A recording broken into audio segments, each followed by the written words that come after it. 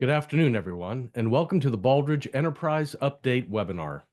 As a reminder, due to the high number of participants today, everyone will be kept on mute during the presentations. If you have questions, please submit them to the moderator in the Q&A box located on your control screen. Presenters will answer questions during our panel discussion. Before we get started today, I would like to take a moment and recognize our donors and members of the Mac Baldrige Society. It is the Mac Baldrige Society members who serve as trustees for the Foundation's Institute for Performance Excellence, and it is their generous support that makes presentations like today's possible. Here's today's agenda. Our guest presenters are Bob Fangmeyer, Director of the Baldrige Program at NIST, Brian Lassiter, Chair of the Alliance for Performance Excellence, and Stephanie Norling, President and CEO of Communities of Excellence 2026. After their presentations, we will have some questions from the audience and a few closing remarks. And now I'm going to turn it over to Bob to get us started. Bob? Well, hello, everybody, and thank you, Al. As always, I appreciate the opportunity to provide an update on the Baldrige program. And I want to start today by getting something out of the way right up front. I'm sure everybody has heard about the various efforts being made to streamline the federal government, and I'm sure many of you are wondering how this might affect the Baldrige program. Now, obviously, I cannot predict what the future may bring, but what I can tell you is that other than certain administrative activities or functions that have been frozen or have been made a little more difficult, such as purchasing supplies or contracting products and services or business travel, nothing is preventing us from accomplishing our purpose and our mission. And we continue to operate in service to those mandates, and we will. If you're wondering whether or not to engage with the Baldrige community, given the current climate or current uncertainty, what I would tell you is that there is never a bad time to engage with Baldrige. Whether you're looking for education, assessments, improvement, or recognition, and whether you are looking to work with the Baldrige program, the Alliance for Performance Excellence Programs, Communities of Excellence 2026, or the Baldrige Foundation, there is never a bad time to engage. We're all here to help your organization or your communities be more successful, but we can't help if you don't engage. All right, so what I really wanted to cover today is updates on 3 of our key offerings. And we're going to start with the Quest for Excellence, which kicks off in exactly 10 days. Quest is a great opportunity to engage with the Baldrige community, as you'll have the opportunity to celebrate with the 2024 Baldrige Award recipients, learn about their best practices, as well as the best practices of many prior award recipients. You'll get to hear from exceptional speakers, and that includes the recent addition of Alan Mulally, a former CEO of both Boeing and Ford. Of course, you'll hear from our key partners, the Baldrige Foundation, the Alliance for Performance Excellence, and Communities of Excellence 2026 as well, and have the opportunity to connect and dialogue with very passionate and very knowledgeable leaders, experts, and role models. So it's not too late. It's going to be an exceptional conference, and I really do hope to see you there. Next, I want to give a little bit of an update on the 2025 Baldrige Award process. We are well underway, and we have 35 organizations that have created accounts in the online application platform. 20 of those organizations are actively working on their applications.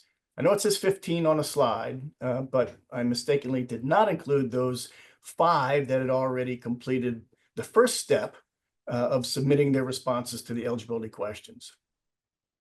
April 10th is the due date for submission of eligibility responses. So if your organization is a high-performing organization that's interested in applying this year, you must create an account, which is very easy to do from our website, and answer those eligibility questions by April 10th. If you don't, you will not be able to apply for the award this year. If you do, then you'll have until May 22nd to respond to the remaining award criteria questions. Now, as a quick reminder, our award process has been significantly streamlined and focuses primarily on results in the initial application and initial evaluation. The judges will review those evaluations of the award applications and determine which of those applicants advance to site visit as finalists for the award, and they do that on August 13th. Then after lots of planning and preparation, lots of in-person and virtual dialogue between the examiner teams and applicant organizations, and after completion of the site visit evaluation workbook, judges will review all available information generated throughout the process in order to recommend award recipients to NIST and the Department of Commerce. Of course, in order to do those evaluations, we must recruit, select, train, and assign examiners. And we have a great pool of examiner applicants this year that will be notified of selection decisions in late April, and they will be trained on the evaluation process over a 30-day period starting in May and running into June.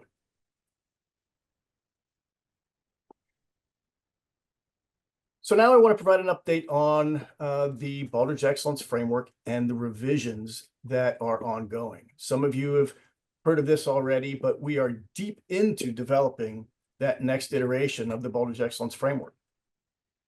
As always, one of the objectives for our revisions is to incorporate changes to the content that are necessary to ensure that the framework itself continues to represent the leading edge of validated management and leadership practices that have been shown to enhance organizational performance and long-term success. A new objective for the revisions time around is to enhance the framework's value and utility, a maturity model improvement guide. Well, that's a lot, right? What does that mean? Well, it means that we want the framework to be more than just a standard of excellence, which it essentially has been for a long time. And there's nothing wrong with that. It is an exceptional description of what really makes an outstanding, potentially role model organization. Those 300 or so questions that are found in the criteria for performance excellence, organized in the organizational profile and the 7 criteria categories, really do represent sort of a standard of excellence. But rather than just describing what excellence looks like, we want the framework to provide better guidance around different levels of maturity so that we can help organizations understand where they are and what the next higher level of maturity looks like. So when you think about that, inherent in that is an objective to make the framework more accessible and more valuable for organizations that are earlier on in their performance excellence journey. And another part of making that possible is to take a very hard look at how we can simplify and streamline the content, the language, the structure of the content, and the format of the content. And finally, because the changes we're proposing, are so significant, we want to be sure that we took the time needed to engage deeply with experts both inside and outside of the Baldrige community. That effort continues, it's been ongoing, and we have various focus groups that will be formed and kicked off in April. And following the input from those focus groups, we will redraft, send out for expert review, and then finalize the framework, and we plan to release it this fall. A few design elements that are being incorporated into the changes. I've already touched on much of this, but I really want to emphasize that we are well aware that it is essential that we do not lose some of the key value-added content or concepts that are found in the current framework. And that includes the vast majority of the criteria for performance excellence that I referenced before. It also includes the various assessment dimensions that we use for processes and results, ADLI and LETC, approach, deployment, learning, and integration, and levels and trends, comparisons, and integration. It includes the core values and concepts, and of course, a very helpful glossary, among other attributes that we will want to retain. In the initial draft of the revised framework, we have renamed the criteria for performance excellence as elements of excellence. And we've done this because, as you may know, we now have a separate articulation of the award criteria. So it just creates a lot of confusion if we have two things that are referred to as the criteria. So we're now going to, at least tentatively, we've renamed the criteria for performance excellence elements of excellence. And we've organized that content into three meaningfully distinct levels of maturity that we've tentatively labeled as establishing, which you can think of as getting started, developing, which you can think of as getting better, and then mature, which you can think of as becoming great.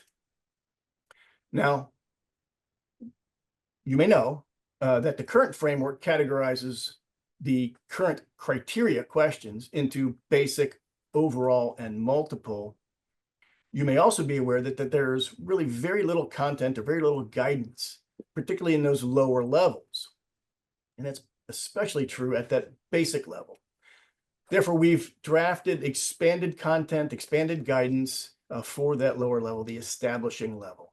And within the other levels, the former, overall, and multiple, and the new potentially developing and mature, there's been some mixture of what used to be multiple and used to be overall to make sure we have a good flow of content through those various levels. Okay, there'll be much more to come on the framework in the months ahead. I wanted to give you that heads up. We know this will be a big change year, but I also wanted to make sure you knew that we are in draft, and we know this is draft, and we are definitely getting input from our community. We'll have those focus groups, as I mentioned, kicking off in April. We will also be having targeted dialogue with alliance programs and other key stakeholders. And if you come to Quest, there'll be an opportunity to hear more details around the draft revisions. And so with that, I'll turn it back over to Al. Hey, thanks, Bob. I appreciate it. Great update. Great update. Looking forward to Quest. Okay, you go to the next slide there, Jerry. Just a quick update on the advocacy piece here at the federal level. We have sent letters of congratulations to the President and the Vice President, Secretary of Commerce, and we have invited them all to Quest. We have also presented an opportunity to recognize national award recipients at the White House, possibly in the spring or sometime in the summer. I had the opportunity to meet, along with Bob, the acting NIST director, Craig Burkhart. As you know, the new NIST director has yet to be named and confirmed. We invited Craig to Quest as well, and I look forward to working with the new administration. Craig was very enthusiastic about Baldrige, talking about how much he wants to learn more about the program and all the ways we contribute back to the commerce mission and the NIST mission. So very encouraging to date. Next slide. A lot of bipartisan support still in both houses of Congress, the Senate and the U.S. House. We've requested $2.7 million for Baldrige this year for the Baldrige program at NIST. And for FY26, we have every reason to believe that Congress is going to continue to fund them at that level. We would also like to see an increase so that we could implement community, which is overdue here, and hopefully sometime in the next year or two, have an award recipient. That would just be outstanding and inspirational for those communities out there that are still engaged with communities of excellence. One of our leadership award recipients this year is, interestingly enough, Hal Rogers from Kentucky. He is the chair of the CJS subcommittee in the House, one of the longest serving members of the U.S. House in the nation's history, and he is considered the dean of the House of Representatives. So we'll be presenting his award at Quest, and we're really excited to have him as one of our recipients this year. Next slide. First of all, to all of our donors, thank you so much. I was going through the list of participants today, and many of you who have dialed in here are donors to the foundation. And again, we truly appreciate your support, especially those of the Mac Baldrige Society, who also serve as trustees of the Institute for Performance Excellence. This year, we have 2 additional MBS members that we'll be recognizing at Quest, one Mesa and Mary Greeley Medical Center. These are the people that help us make everything possible. And again, we truly appreciate your support. New exciting development. We added a leadership medal this year, and we did it in conjunction with the Commission on the Accreditation of Healthcare Management Education, or CAMI. CAMI accredits healthcare education programs in colleges and universities throughout the country. And what a better way to get Baldrige visible in that community of future healthcare leaders than with this program. And so each year, we're going to present one program director a joint CAMI Baldrige Foundation Award for Leadership Excellence, and this year will be the first. It's presented at the American College of Healthcare Executives Congress each year, their national event. There are 6,000 people, mostly CEOs and C-suite types, that attend ACHE's Congress. It's just a fantastic conference. This year it'll be in Houston at the end of March. And CAMI has an awards ceremony, a presentation as part of that conference. And so each year we will be up in front of, with the Baldrige Foundation, presenting this joint award along with CAMI. And I think that's just going to be great visibility-wise across the entire healthcare space, especially with all of those leaders. This year, the first recipient of the inaugural award is Dr. Buhan from Rutgers University. And Rutgers has been more than exciting about issuing press releases to announce the fact that it was their program director who was named the recipient of the first award. So we're really excited about that one. Next slide. Another organization that we're engaged with is the Federal Foresight Advocacy Alliance. That is a group that is working to elevate the importance of strategic planning and foresight across the federal government and all of the cabinet agencies. Right now, they each have somebody assigned to doing the specific task, but they don't have a central point of coordination, and that's what the Alliance is trying to help create within the federal government. It only makes sense to lean on Baldrige because you're talking about strategic planning across the full federal government. And as we have these meetings with each of the cabinet secretaries and their people, we're able to also tell the Baldrige story. And again, it's just another awareness activity and an engagement activity to try to get deeper within the federal U.S. government. Next slide.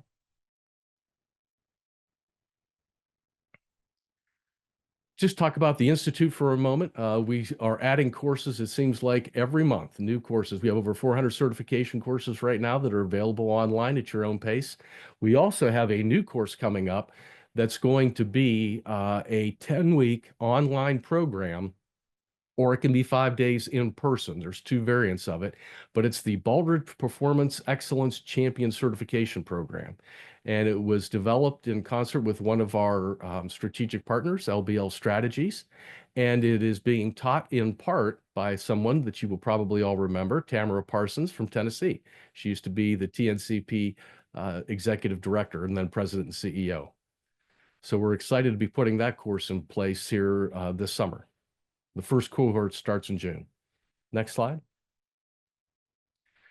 I want a big shout out for Josh Rossett, the National Programs and Development Director.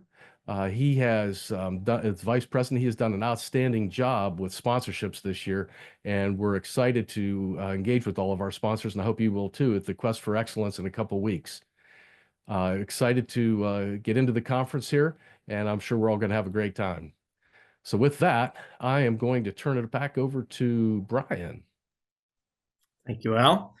Good to hear from you too, Bob. I am Brian Lassiter, chair of the Alliance for Performance Excellence. I also have the honor of leading one of the Alliance members called the Performance Excellence Network that serves Minnesota, North and South Dakota. Happy birthday to the Alliance. Most of our members all of our members, I think, were created far before the founding of the Alliance, but we were created in 2005, if I get my math right, which is exactly 20 years ago. So this is our 20th anniversary celebration. Gracious to the Baldrige program for doing a Baldrige on our anniversary next week, so watch for that. As you see on the slide, our purpose, and most of you probably know, is to inspire individuals, organizations, and communities across the United States and the world to learn, implement, and achieve performance excellence. All four of these foundational statements, the purpose, mission, vision, values, were all updated in the last 18, 24 months. We really took a great deal of care in selecting the right words to capture the essence of our work. So I know many of your organizations have been through a similar exercise. it had been at least a decade of our 2 decades of existence since we had done that. And so much has changed, as you all know, in the last few years. We spent some time updating these foundational concepts. We are one of the 4 parts of the Baldrige Enterprise, and oftentimes called the gateway or the feeder system to the national program. You can see we serve many different members. 28 of them we call program members. They are running local, state, regional, or sector-based, Baldrige-based programs across the nation. And then a couple of them are non-program members, but are very interested in supporting the concept of performance excellence. This is hot off the press, and in fact, it's preliminary, as we haven't finalized all the data collection and certainly haven't conducted the analysis. But we run an annual Alliance member survey every year to gauge the size and the scale of our members' Baldrige-based volume. And you can see some of the statistics here. I'll just sit on the slide for a second. In aggregate, we're fairly large. We have 28 programs, as I mentioned, serving all 50 states and territories. Just shy of 1,500 Baldrige applications received in 2024. That number may go up slightly. And it's up significantly from 2023, pretty much on the wings of our largest member, the American Healthcare Association, or ACA, that serves the long-term care industry. We had 65 full 50-page evaluations, which is up very slightly from 63 the year before. And interestingly enough, the number of examiners that we trained last year was down pretty significantly from the year before. And I'm sure there's many reasons for that. Volunteer time is strapped these days, and we're all pulled in different directions, have staffing capacity issues and so forth.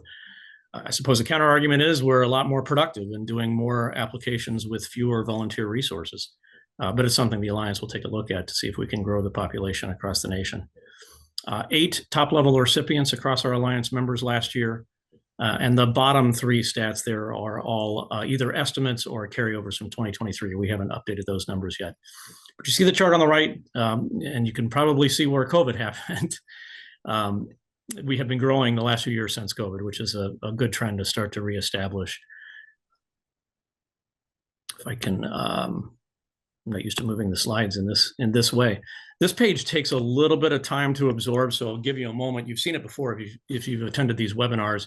It has been updated now as we move into 2025. The purpose, mission, vision, and value propositions and core values sit in the middle, kind of the T there in that page.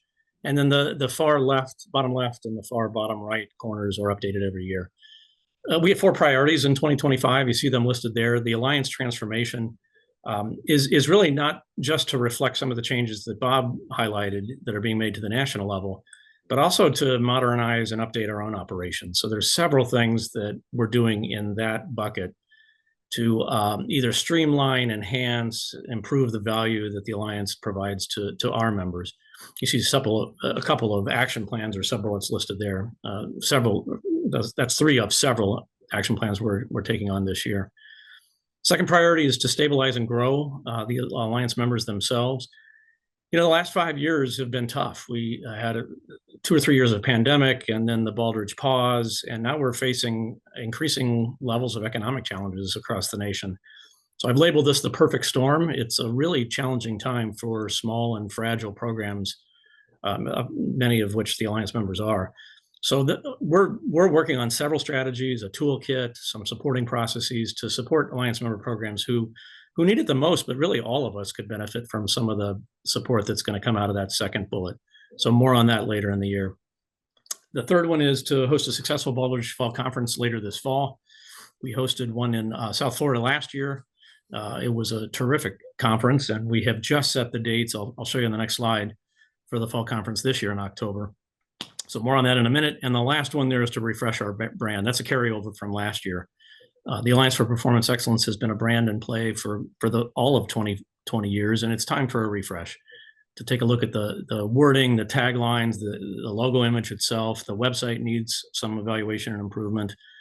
So there's some marketing collateral efforts to happen this year. And then the Baldrige Fall Conference, I referenced this earlier. We have just set the dates and inked the contract last week, in fact. So we're really excited to host this year in Colorado. It's actually a full week event now, and I don't want to steal any of Stephanie's thunder because she'll probably mention this as well. But the Alliance, in collaboration with Communities of Excellence and a third party, the Lincoln Institute for Vibrant Communities, are hosting 3 separate events all stitched together in that week. So the Baldrige Fall Conference itself will be that Monday, October 13th. The Communities of Excellence Conference will be Wednesday, the 15th. And then sitting in between, the 14th, is a day of conference workshops that are shared between the 2 parties. And then the Vibrant Communities is later in the week. So if you're interested in learning more about Baldrige or networking and building relationships with other leaders that are also leading an excellence journey, or just getting that proverbial shot in the arm that we all need these days, consider coming. It's a great location. It's a brand new hotel. There's great content, great networking, great energy. And if you want to learn anything more about the Alliance, there's our website. You can connect with your local or regional program and either start or accelerate the journey to excellence that you're already on. So with that, I think Stephanie's up next. All right. Well, good afternoon, everyone. I'm Stephanie Norling, President and CEO of Communities of Excellence 2026.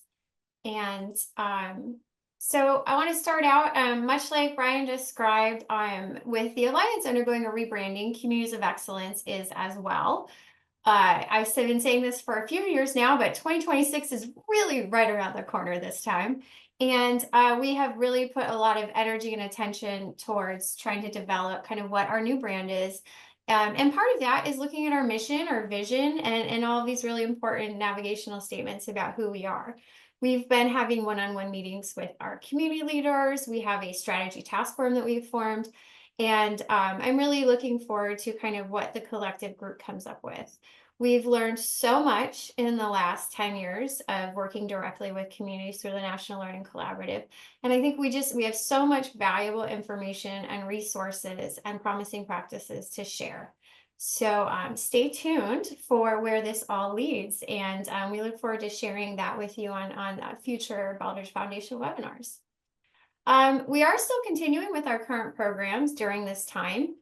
Including our National Learning Collaborative, including our Assessment and Recognition Program, and the foundation of all our work, which is the Communities of Excellence Framework. The framework itself will be undergoing a revision this year. This has been planned. We are also on a 2-year cycle. And so it will not be a significant revision. We are not making any major changes to the language or to the criteria or anything in it. But because the last revision was so significant, we've had now 2 years of communities working with it. We want to hear from community leaders, from our examiners, from anyone who wants to provide us input into that. So I've started sharing that information around, but we would also love any input from those of you who have used it. That revision process starts very soon, and we will have the updated version by September. One of the things we're looking to do with that is, and I haven't figured out the name for this yet, but a very beginner version of the criteria. So not just looking at kind of those big top level questions, but really if you're just getting started doing this work, what are those really key questions you would want to focus on? So I'm very excited about that and appreciate the support of the Baldrige Enterprise in helping us do that. One of our big products this year that we are really happy about is our digital scorecard that we produced with the support of the TAP network. So every community is part of Communities of Excellence, and any future community as well or organization has access to their own community scorecard and toolkit and cascading measures that go with it. We've talked about this quite a bit in the past, but we're really seeing what an important and useful tool this is for communities. It continues to add a lot of value to their experiences. And along with this scorecard, we are now adding a learning management system and a knowledge management library. And I'm just really excited about the opportunities that's going to open up to us in terms of how we make our programs and services more accessible to individuals, to organizations, to communities, and how we can meet people better where they're at. Whether you're just starting out, whether you are an individual who just wants to build their own systems leadership skills with communities, we're really trying to provide a wide range of opportunities. And I think that that's really going to be an important part of our future strategy. And I'm really excited about it. Let's see. And then finally, just broadly speaking, these are the priorities that we're going to be focusing on in the years ahead. Again, I talked a little bit about updating our strategic plan and our rebranding. We know there's a lot of changes. Brian also referred to that and what's going on. And that includes in the way that people engage and the way that organizations engage in communities. And we need to understand that and design our programs to reflect that and meet people where they're at. We know that this can't be done without partnership. So we continue to look for and build new partnerships with organizations that can help support the work we do, and we can support the work they do, and really continue this ecosystem that we're developing of community performance excellence and improvement. I've already mentioned the knowledge sharing and learning management system. Another one that I'm really enjoying is exploring the role of AI in improving community performance. We have an AI task force that is led by one of our community leaders, Steve Wenger, and has a number of wonderful volunteers taking part in that and looking at how AI can help communities of excellence work, help our communities streamline their processes, and is really thinking big and thinking different about what AI can do in this context. So we're really looking forward to the work that comes out of that and the potential for that. Again, mentioned delivering quality programs that meet communities where they're at. And this next one, we've just really seen the importance of building individual leadership capacity in communities with the changes that are constantly going on. We need leaders. We need to build and grow young emerging leaders and continue to provide the level of leadership that can see the interconnectedness in communities of all the work that we do and can help support that kind of thinking in communities. It's absolutely critical. And then, of course, finally, the rebrand. So a lot going on. I hope you'll stick with us. I hope you'll stay engaged as we go through this and keep your eye out for future updates. So that is all I have. Thank you very much. Hey, thanks, Stephanie. And thanks to Bob, Brian, and you for outstanding presentations and updates today. As a reminder to everybody out there, we can take some questions here, and we do have one that just popped up from Heather Schock, and it is, will there be a scoring model in the new Elements of Excellence? Sounds like you, Bob. All right. Thanks, Al. Heather, thanks for the question. There will absolutely be an evaluation rubric in the new framework, revised framework, that will align to those elements of excellence. Whether there will be a mandated sort of scoring attribute to that assessment is a bit TBD. We are planning and have been engaging with Brian and Margot from the Alliance to plan for a tailored focus group to discuss the scoring or the evaluation rubric, what the most appropriate approach might be. But we absolutely will have an evaluation rubric for organizations to use and or Alliance programs and others to use in their assessments. And just for a little bit of a longer term vision for this, for those who've listened to me talk about this over the past couple of years, you know, we know that when we modified the award process in the way we did, we sort of broke the natural pathway between the Alliance programs and their use of the framework and what we are now doing with our award process. The ultimate vision is to reconnect those things, right? So we are looking towards the future of sort of reintegrating exactly sort of what the Alliance is using and very clear, direct relationship with an alignment to what the national program is using ultimately in our assessment. So that's an ongoing effort, but there absolutely will be an evaluation rubric with possible scoring. And I'm being specific there in terms of scoring with numbers. Al, chime in too. Yeah, just to build upon what Bob said, I do think this is a real opportunity to reconnect the parts of the enterprise that, you know, the Alliance and the national program, as it's been disrupted the last couple of years, Bob, as you just mentioned. And so I think it's a great opportunity to work together to integrate the processes. And as it relates to scoring, Heather, and Bob said this too, you know, the Alliance member programs are recognizing different performance, and we all have tiered award structures. And we have a different need. I won't say it's a larger need, but it's a different need for a different evaluation tool and scoring rubric. And so that absolutely will be in play along with the national program or separate from. if we need our own. So back to that first priority, you saw the transformation to look again at the top level, top tier award standards, and that includes scoring and all the other components of that. So it's on the table. We'll see where it goes, and we definitely will not abandon scoring within the Alliance. And the only last comment I would make about that is, for us, one of the things we are again trying to do, as I mentioned in my presentation, is make this more useful and easy for an organization that is sort of just getting started, right? And I think we all know that the current evaluation rubric and scoring guidelines that exist in the Baldrige framework is challenging. It is complex. And so I think we should be looking for ways to try and simplify that while still ensuring it is effective and appropriately rigorous, et cetera. Okay. Do you think this is going to have an impact on the community framework and communities? Well, I'll let Stephanie answer that, and then I'll maybe chime in.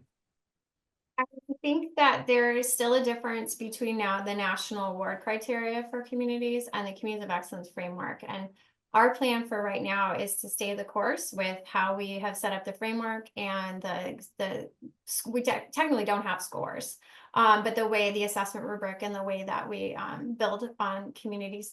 So I would say for now, no. Okay. Well, we've got a little bit of time here. Do you guys have anything that you'd like to say? No other questions? None from the audience. Oh, we've got one here. Yeah. Well, a couple just came in. Okay, so should organizations who are just getting started be applying for the national award? But you may that answer is probably not, right? And part of that depends on what you mean by just getting started. We see the Baldrige Award, and it is designed at this point to be an instrument of identifying national role models.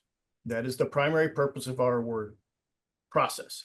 It does include a component of learning for the organization. There's a very detailed evaluation report that the organizations received that is at a very refined level of insight into the evaluation that you received.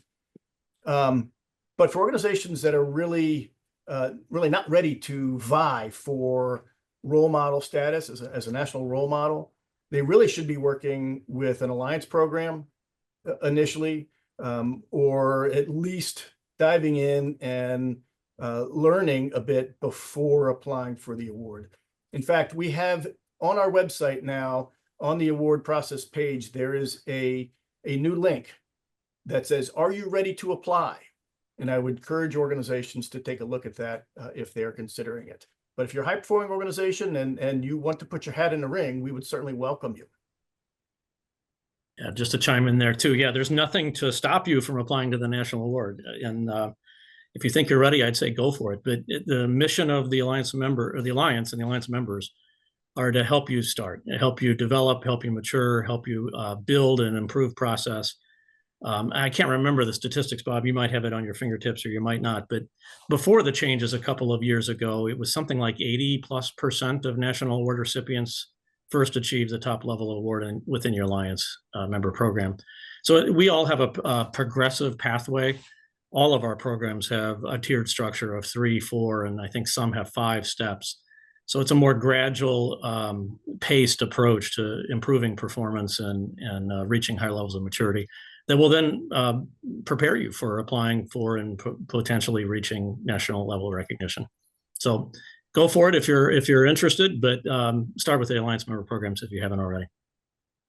I support that. And just as further support, perhaps, to be very clear, the award criteria, while it is no longer identical to the framework, the content in the framework, it is derived from the framework. And so there is direct alignment between what we are evaluating and what you are working on and working towards as you utilize the framework, the full Baldrige Excellence framework, along with assessments and recognition and stuff through the Alliance programs. So it's all part of the journey. Here's a question from the audience here. In integrating opportunities for improvement into the new criteria, because it's so important to driving performance and improvement in organizations, are you going to be looking at that? I'm sorry, Al, could you sort of restate that? Are you going to specifically be looking at the value of opportunities for improvement feedback to organizations to help them drive improvement? Yeah, so the changes, I referenced that the evaluation report still it provides a very detailed specificity around your evaluation and how you performed. What the new evaluation report consists of is very specific ratings for the various evaluation elements. So your approach, your deployment, your learning, et cetera, for your processes, and your levels and your trends, comparisons, et cetera, for your results. And the evaluation that the examiners gave you for each individual criteria question and what rating you received for each of those evaluation factors. So you know, in response to a specific question, criteria question, how you were evaluated on that question regarding the approach, the deployment, the learning, et cetera, and same with results. So it is a much finer detail of insight that an organization receives to their evaluation and how they performed and where they might have the opportunity to improve. That said, we are not sort of teasing out of that sort of high level articulation of what the examiners think might be your most important strengths and opportunities for improvement. We're giving you all the detailed information, and we figure allowing you to see that gives you far more insight into where you're doing well and where you might not be doing as well, and gives you better opportunity to identify exactly where you might want to put your time and effort into your improvements. So we don't have those current or former high-level articulation of those opportunities for improvement, but opportunities for improvement are absolutely available in the new evaluation report. Yeah, and just anything to add there? Yeah, just for clarity, that and it's not clear in the question, but that Bob's response was the national new process. In the Alliance member programs, we still have strengths and opportunities for improvement. So the feedback reports that come out of our evaluations are very similar to those that you would have seen in the past, helping you identify your next steps on the journey to excellence.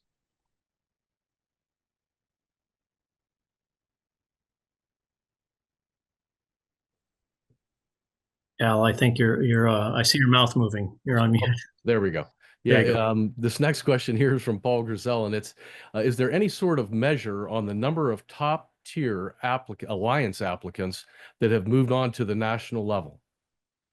Do we measure that still? Yeah, well, I mentioned we partially measured it in the old process, the number of top-tier recipients. It was, I can't remember the number, it was 85%. Then received the national award. But applicant to applicant, I don't know if we ever measured that, Bob. It would be something to dig into, and now we have a new process, so it's a brand new population. It'd be something worth looking into.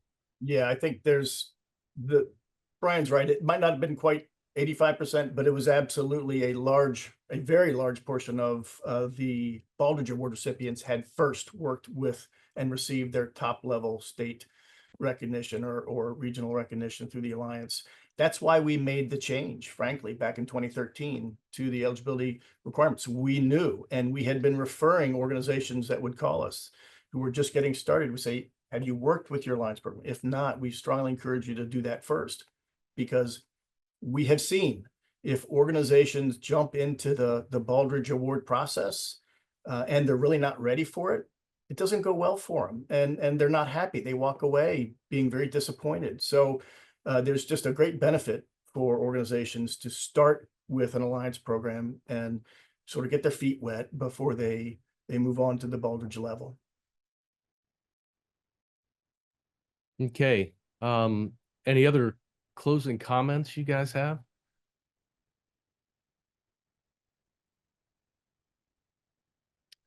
Don't see a whole lot of no more questions out there from the audience. So Brian or Jerry, why don't you go to the next slide, please? Before we close up here, I just want to thank again all of our sponsors, especially the Mac Baldrige Society sponsors who make all of this possible. We're excited that the 36th Quest for Excellence is just around the corner from 31 March to 2 April in Baltimore, Maryland, and we're really excited about that. Since we have just a few moments, I'm going to tell everybody in the audience that this is my last webinar. I will be retiring at the end of the month. And I just want to say, Brian and Stephanie and Bob, it has been a lot of fun working with the three of you over the last almost 15 years now for me. So I'm excited about the next chapter of my life. But next month's webinar will be hosted by Josh Reset, who will be the new president and CEO of the foundation. The press release went out here just a few minutes ago. He currently serves as the Vice President of National Programs and Development, and he's just done an outstanding job. So I'm sure he's going to take it to the next level, and you guys are going to make a great team going forward. Well, congratulations, Al, and congratulations, Josh. It's what a change. So we're looking forward to working with Josh more closely, but you will definitely be missed. I couldn't say it any better. It's been a pleasure working with you, Al, for all these years. Congratulations and good luck in your future. And similarly, we look forward to working with Josh and the foundation moving forward. Well, thanks, everybody, and have a great day. Thanks for tuning in. Bye, all.